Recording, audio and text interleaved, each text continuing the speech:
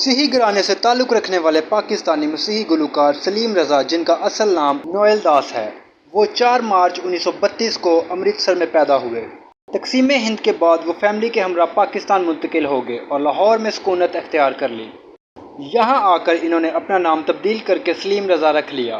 انہوں نے اس دور کے موسیقاروں ماسٹر صادق علی اور استاد عاشق حسین سے موسیقی سیکھی۔ انہوں نے گلوکاری کا آغاز ریڈیو پاکستان سے کیا۔ ان کو موسیقی کی دنیا میں فلم نوکر میں کوثر پروین کے ساتھ گائے گانے تقدیر کے مالک دیکھ ذرا سے ملی۔ انہیں فلم 7 لاکھ میں شامل گیت یارو مجھے معاف رکھو میں نشے میں ہوں سے بہت پذیرائی ملی، جس کے بعد ان کی آواز ہر فلم میں جادو جگانے لگی۔ پلے بیک موسیقی کے علاوہ انہوں نے بہت ساری غزلیں بھی گائیں۔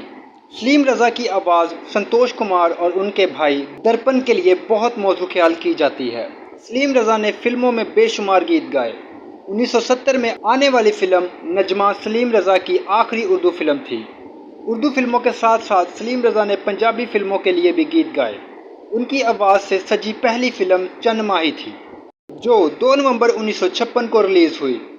اس کے علاوہ بھی کئی پنجابی فلمیں ان کے کریڈٹ میں ہیں۔ ان کی گائی ہوئی نعت شاہ مدینہ آج بھی مقبول ہے۔ 1966 میں فلم پائل کی جھنکار کے گیت حسن کو چاند جوانی کو غزل کہتے ہیں انہوں نے گایا۔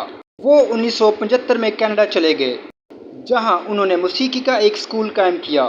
سلیم رضا 29 نومبر 1983 میں گردوں کے مرض میں مبتلا ہو کر 91 سال کی عمر میں کینیڈا میں انتقال کر گئے۔